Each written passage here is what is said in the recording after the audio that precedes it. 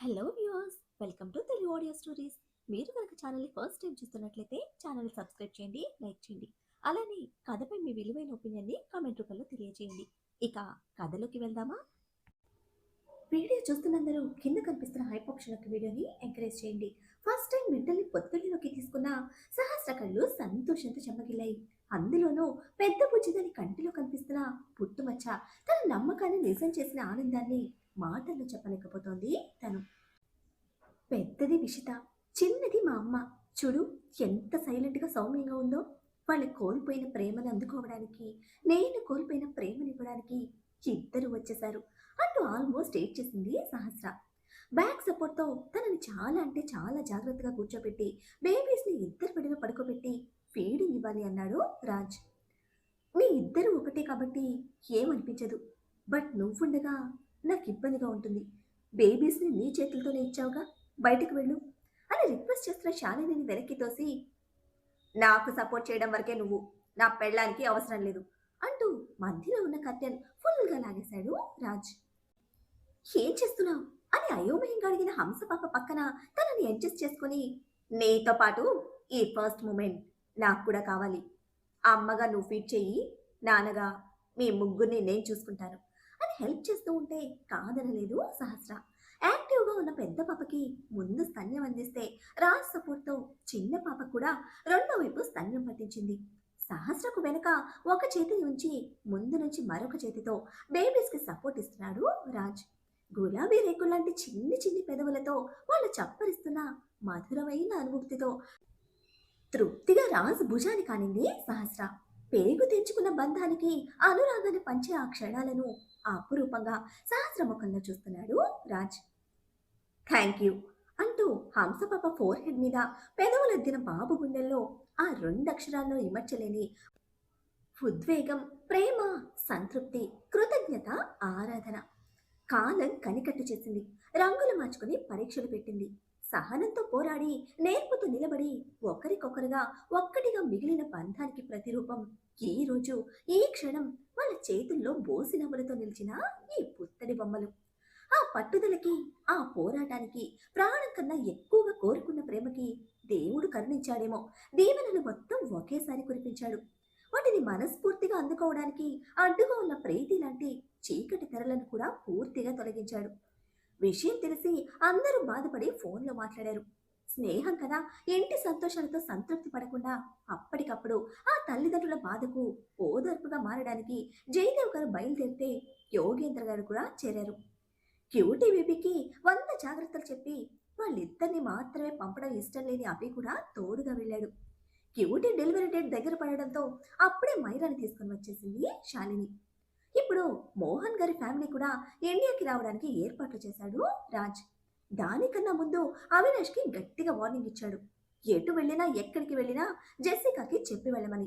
ఆ ఎఫెక్ట్తో ఫోన్ చేసి సారీ చెప్పి, ఇండియాలో ఇంటికి వెళ్తున్నాను, మీ ఏర్పాట్లు పూర్తవగానే కాల్ చేయండి, వచ్చి పికప్ చేసుకుంటాను, నాన్నగారికి చెప్పు, టెన్షన్ పడకుండా ఉంటారు అని మాట్లాడాడు అవినాష్.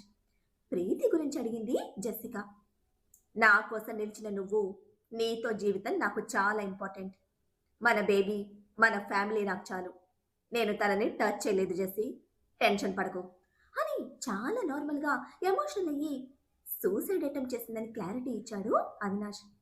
నిజానికి పోలీసులు కూడా అదే రిజిస్టర్ చేసుకున్నారు. దానికి తగ్గట్టే ప్రీతి కండిషన్, అక్కడ సిచ్యువేషన్ కూడా ఉండడంతో రాజ్ చెప్పిన దానికి నిజమే చెప్తున్నావా అని సడన్ గా తెలిసిన షాకింగ్ న్యూస్ కి నమ్మలేకపోయింది సహస్ర.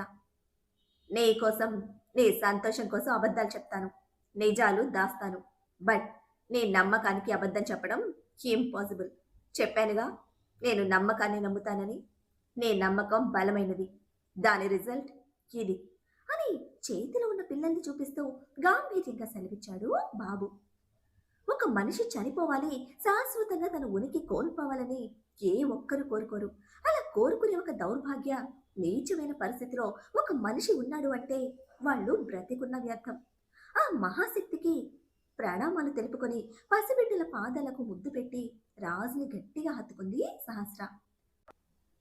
తప్పో ఒప్పో నాకు తెలియదు, కానీ ఎంతమంది జీవితాలతో ఆడుకున్న ఆ మనిషి పేరు కూడా మన పిల్లల చెవిలో పడడం నాకు ఇష్టం లేదు.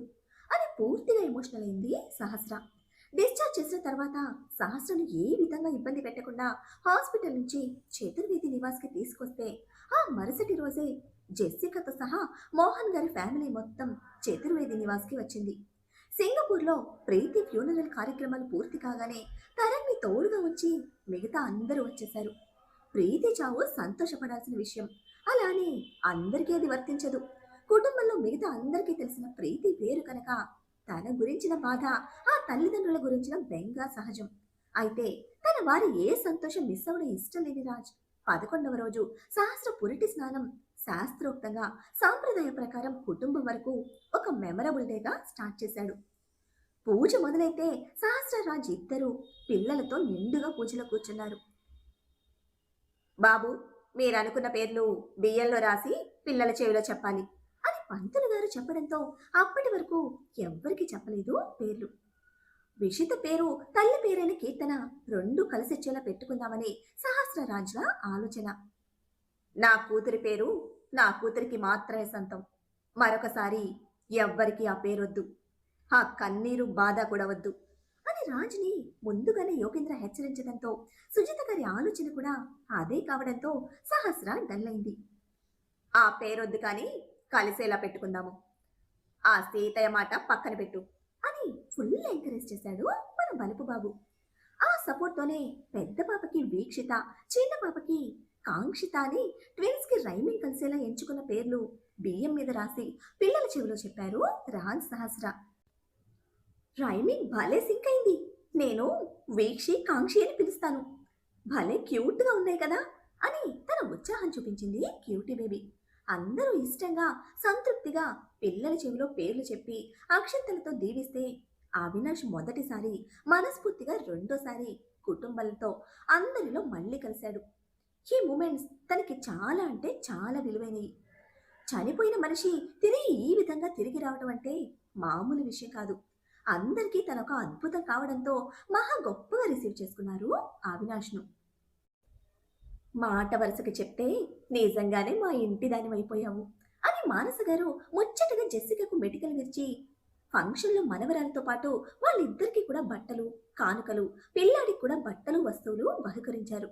ఎటు చూసినా సంతోషాల సరాగాలు, నవ్వుల హరివిల్లు, కేరింతల సరదాలు, కాలం అందంగా మధురమైన జ్ఞాపకాలతో పరుగులు పెడుతూ నెలలు తరిగిపోయాయి.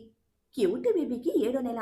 అందరి మనసులో తెలుసుకుని సిచ్యువేషన్కి తగ్గట్టు అల్లరి చేసి నవ్వులు పూయించే క్యూటీ బేబీ ఇప్పుడు తన గురించి, తన ప్రెగ్నెన్సీ గురించి ఫుల్ కేర్ఫుల్గా ఉంటుంది.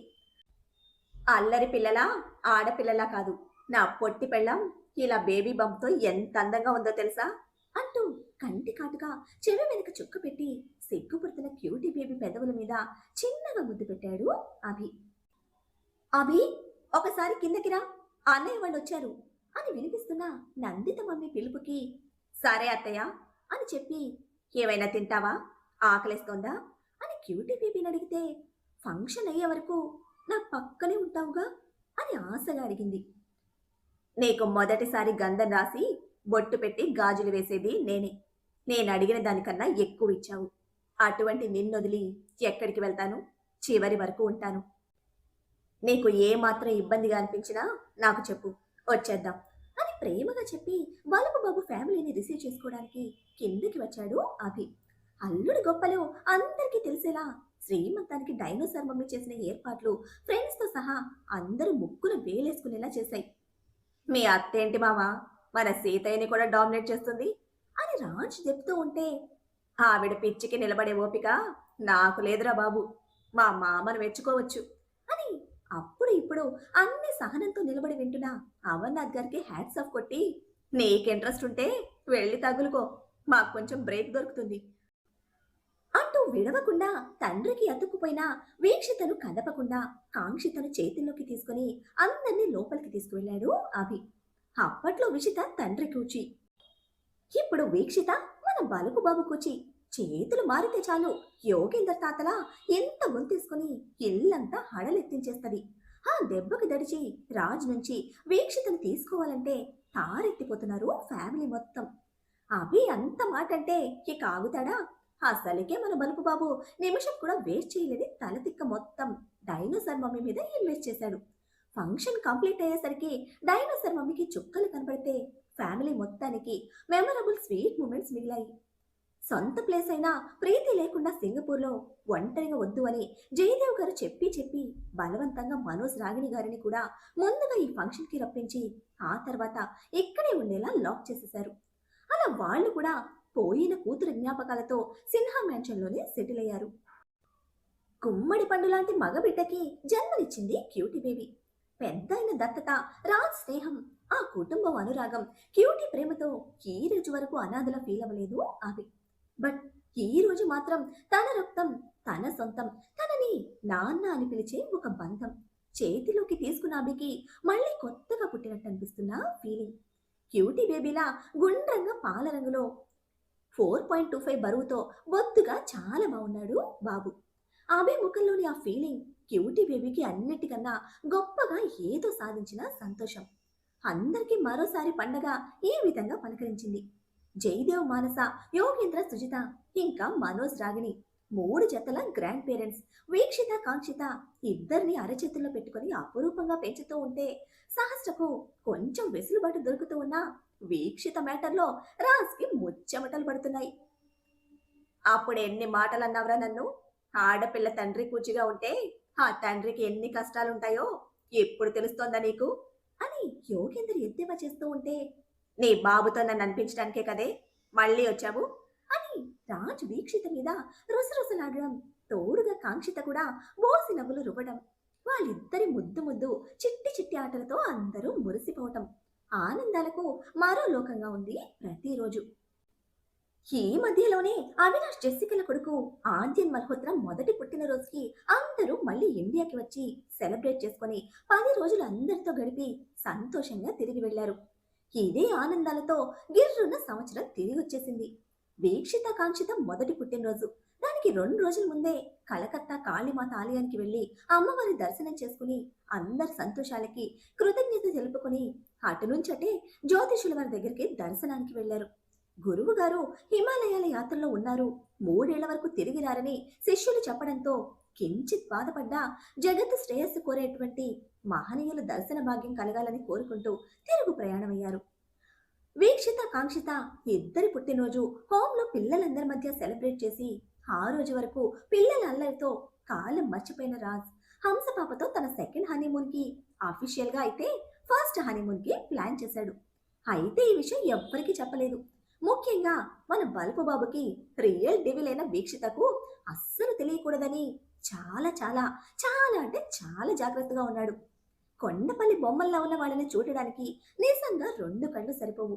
బంగారం బొమ్మల ముద్దుగా నిద్రపోతున్న వీక్షిత, కాంక్షిత ఇద్దరి మెడ వరకు బ్లాంకెట్ అడ్జస్ట్ చేసి ఫోర్ హెడ్ కిస్ ఇచ్చి బాత్ ఫినిష్ చేసుకుని వచ్చిన సహస్రను బయటికి లాక్కుపోతే, ఆడుకుంటాను మెంటల్ అంది చాలా నీరసంగా. చాలా అలసిపోయింది సహస్ర. ఎప్పటికిప్పుడు ఎనర్జీ ఫీల్ చేయడానికి ఏం కావాలి అని సహస్రను చేతుల్లోకి తీసుకొని ఉయ్యాలలో కూర్చుంటూ అడిగితే, నా మొగుడి గారితో విహారయాత్రలు కావాలి, ఇస్తావా అని గోముగా అడిగిన హంసపాపని ఒక ఐబ్రో రైజ్ చేసి చూశాడు, తన ప్లాన్ లీక్ అయిందేమోనన్న డౌట్తో. అయితే మరోసారి అగ్రిమెంట్ చేయాలి అని ఏమాత్రం ఆలోచించకుండా కౌంటర్ వేయడంతోనే, హా చేస్తాను, అక్షరాలు అక్కర్లేని అగ్రిమెంట్, కలం రాయలేని కాగితం మీద ప్రిపేర్ చేయి, సంతకం పెడతా, చేత కాకపోతే నాకు నచ్చిన ప్లేస్కి తీసుకువెళ్ళాలి అని లాక్ చేసింది సహస్ర.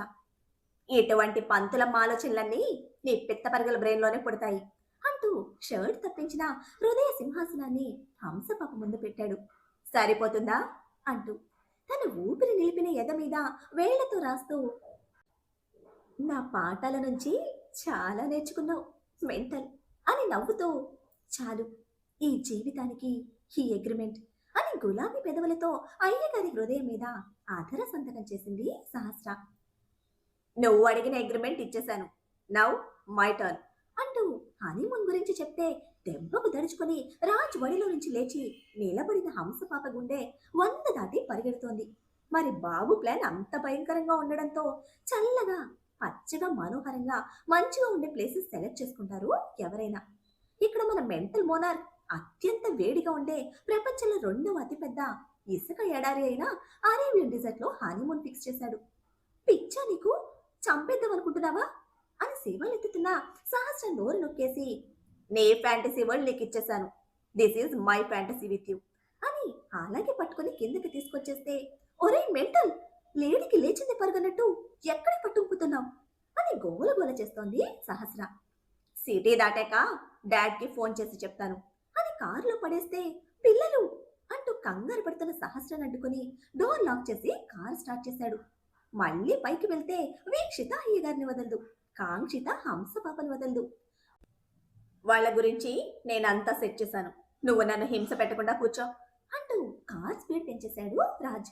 ఆ పెంచడం ఎయిర్పోర్ట్ లో బ్రేక్ వేసి ఆ నెక్స్ట్ సెకండ్ ఇంటికి ఫోన్ చేసి హనీమూన్ మ్యాటర్ లీక్ చేసి, 2 months మమ్మల్ని మర్చిపోండి, daily morning normal call, weekly once video call, పిల్లలు ఏడవకూడదు, కంప్లైంట్స్ రాకూడదు, మమ్మల్ని డిస్టర్బ్ చేయకూడదు అని కండిషన్స్ తో బల్బు బాబు ఊదరి కొడుతూ ఉంటే జయదేవ్ గారు గుండె పట్టుకున్నారు. నీ కొడుకు తండ్రైనా ఈ తండ్రి కష్టాలు తప్పటం లేదు మనసా అంటూ. చాలండి మీరు మీ గోల, ఎప్పుడు కాకపోతే ఇంకెప్పుడు ఎంజాయ్ చేస్తారు? సంవత్సరం నిండిన పిల్లలు సంకనేసుకొని ఆడిస్తే సరిపోతుంది, ఇంతమంది ఉన్నాం చూసుకోలేమా? దీనికే నా కొడుకుని అంతలేసి మాటలంటారా అని జయదేవ్ గారికి అక్షంతలు వేసి కొడుకు కండిషన్స్ కి నవ్వుకుంటూ వీడియో కాల్లో కనిపిస్తున్న ఇద్దరికి మెడికల్ విరిచి, సహస్ర జాగ్రత్త అని మాత్రమే చెప్పారు మానస. ఎప్పుడోకేనా అంటూ కాల్ కట్ చేసి సహస్రను చూస్తే పిల్లల గురించి భయపడింది నిజమే. అయితే రాజ్కి కూడా ఆ బాధ్యత ఉంది కదా, అది మర్చిపోలేదు సహస్ర. ఈ మెంటల్ బ్రెయిన్ స్పీడ్కి తట్టుకోలేకపోతున్నారు అంది మూతి తిప్పుతూ. నువ్వే కదే ఎప్పుడు ఈ మెంటల్ మోనార్క్లానే ఉండు అన్నావు, చెప్పింది నువ్వే, మళ్ళీ తిట్టేది నువ్వే, అందుకేనే మీ ఆడాళ్ళ మాటలకు అర్థాలే వేరు, అవసరాన్ని బట్టి అవకాశం తీసుకొని మరి మా జీవితాలతో ఆడేసుకుంటారు, మగాళ్ళమన్న కనికరం కూడా లేకుండా పోయింది అని చివాట్లతో ఎత్తి పొడుస్తున్న బాబు బుగ్గలు వాయించి, మెంటల్ ఇంక చాలాపు అంటూ పెదవులు ముడివేసింది సహస్ర. ఎటువంటి రహస్యాలు లేని మరొక లవ్ జర్నీ, మనసైన వారితో మధురమైన ప్రణయ యాత్ర. రాజ్ సహస్రలకు సంతోషంగా సెండ్ ఆఫ్ ఇద్దాం, అంతే కదండి. ప్రేమ రహస్యంగా ఉన్నా దాని శక్తి అనంతం. కోరుకున్న వారిని సాధించుకోవడంలో నిజమైన ప్రేమ పరీక్షిస్తుందేమో కానీ శాశ్వతంగా దూరం చేయదు, ఎప్పటికీ ఓడిపోదు. ప్రేమించిన వారిని పొందడం, వారితో కలిసి జీవితాన్ని సాగించడం గొప్ప అదృష్టం. ఈ అదృష్టం అందరికీ ఉండాలని కోరుకుందాం. అందరి తలరాతలు సుఖవంతంగా ముగియకపోయినా ప్రతి తలరాతలో కర్మఫలం అనేది తప్పదు, దానిని అధిగమించడం అసాధ్యం. కుళ్ళు కుతంత్రాలతో, ఈర్ష్యా స్వార్థాలతో పక్కవారి సంతోషాన్ని హరించాలని చూస్తే ప్రతి మనిషి చివరికి వాటితోనే మిగిలిపోతాడు, వాటితోనే మట్టిలో కలిసిపోతాడు. ఎందరో కథలు ఇందుకు ఉదాహరణ. ఇందుకు నీవు నేను ఏ ఒక్కరూ అతీతులం కాదు. పురాణాలు చెబుతున్నాయి, చరిత్రలు చూపెడుతున్నాయి, స్వార్థాన్ని విడిచి శ్రేయస్సు కోసం బ్రతకమని.